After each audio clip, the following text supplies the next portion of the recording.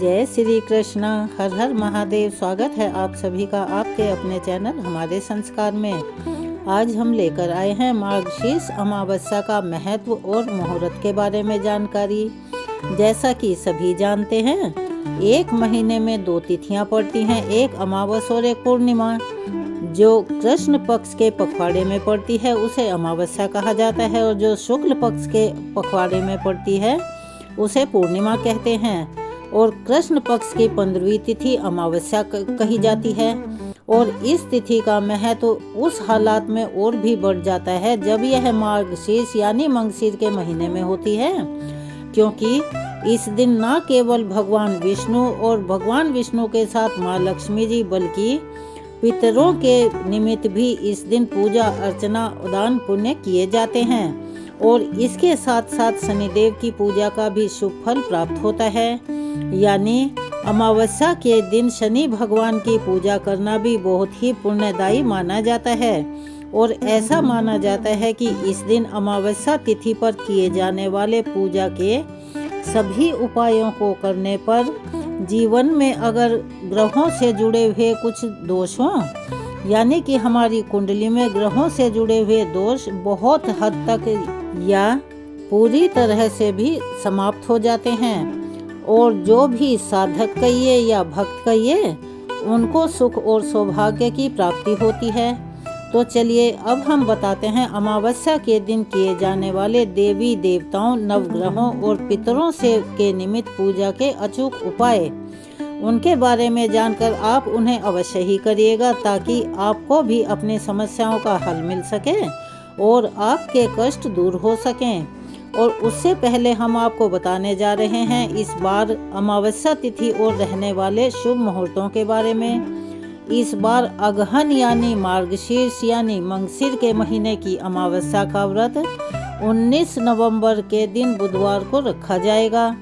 वहीं अमावस्या का स्नान दान 20 नवंबर यानी गुरुवार के दिन किया जाएगा, क्योंकि अमावस्या तिथि इस बार 2 दिन की पड़ रही है।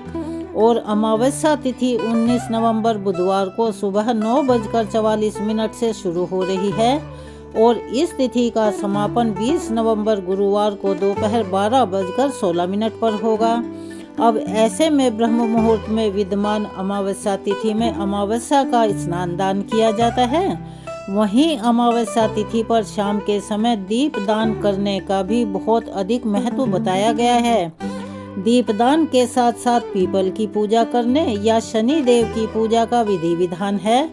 तो शाम के समय जब अमावस्या तिथि विद्यमान होती है, तब उस तिथि में व्रत करना अति शुभ माना जाता है।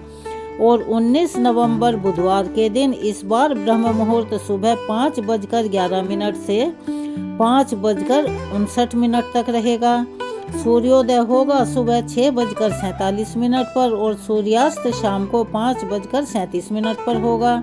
प्रातः काल पूजा आप सुबह 5:27 से 6:47 के बीच में कर सकते हैं, क्योंकि यह समय पूजा के लिए अति उत्तम है।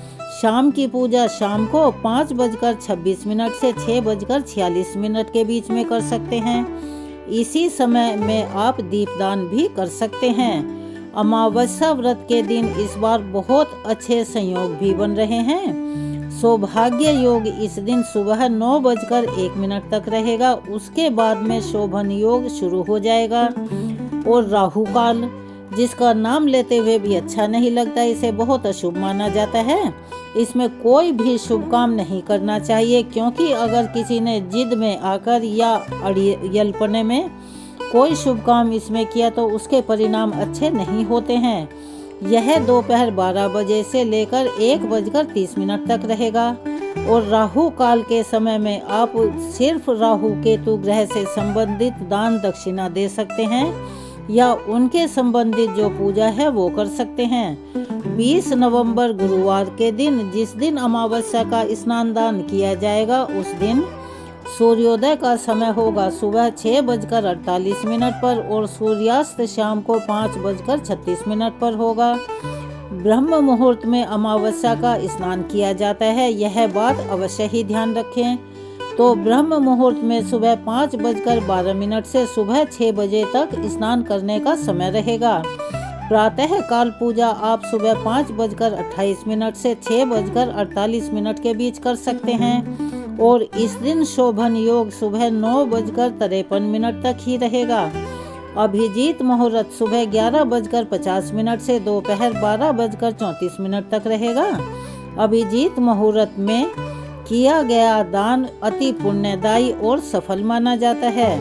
तो हम आपको ये कहेंगे कि अभिजीत मुहूर्त में आप दान पुण्य जितना भी करना चाहें, जितनी आपकी क्षमता हो उतना अवश्य ही करें। पितरों की पूजा अमावस्या तिथि पर ही की जाती है। तो सुबह 11:30 से लेकर दोपहर 12:30 के बीच में आप अपने पितरों के निमित्त श्राद्ध, पिंडदान आदि हवन वगैरह जो भी कार्य आप करना चाहते हो वो कर सकते हैं।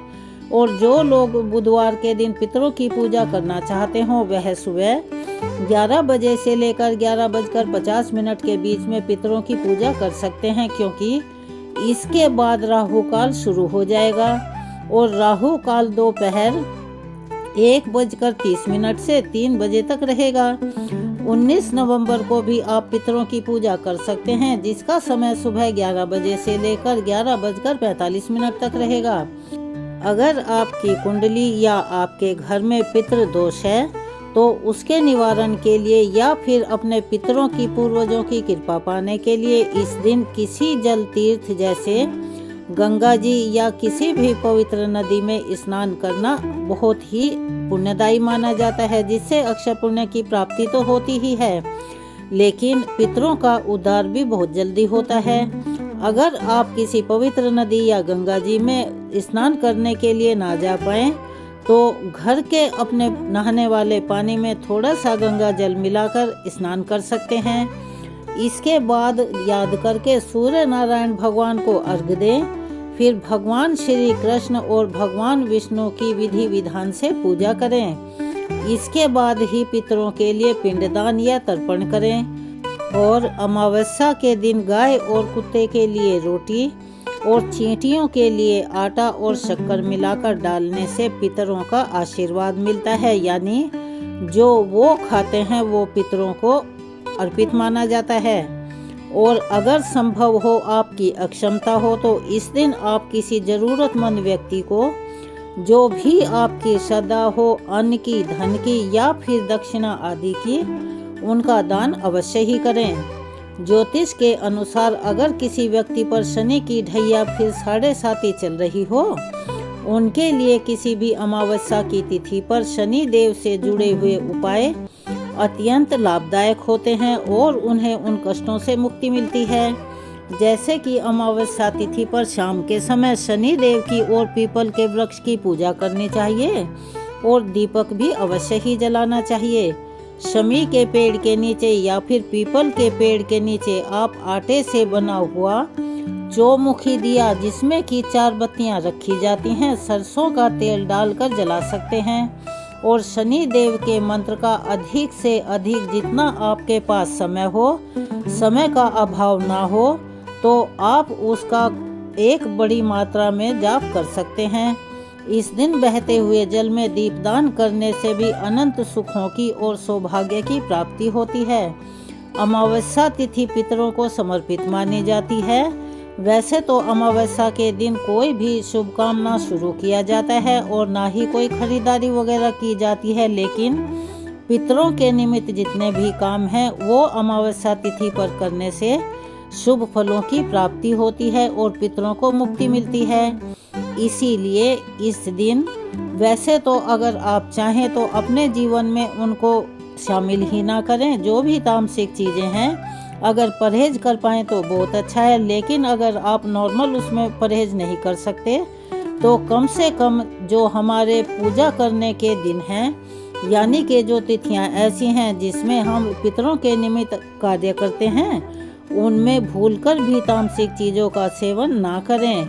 नाखून, बाल इत्यादि ना काटें और ना ही परिवार में किसी को कटवाने दें। जिनकी मजबूरी है कि जो जैसे कोई सेना में है या कहीं ऐसी जगह ऑफिस में काम करते हैं कि जिन्हें रोज शेव करना या नाखून काटना जरूरी है, तो उनके लिए ये प्रतिबंध लागू नहीं होते हैं, क्योंकि नौकरी करने वालों का तो अपना एक नियम होता है, तो उनके लिए इसमें कोई विधान नहीं बताया गया है। तो चलिए, ये थी आज की जानकारी। आपको कैसी लगी कमेंट्स बॉक्स में अपनी राय अवश्य ही लिखें। मिलते हैं अगली वीडियो में, तब तक के लिए धन्यवाद।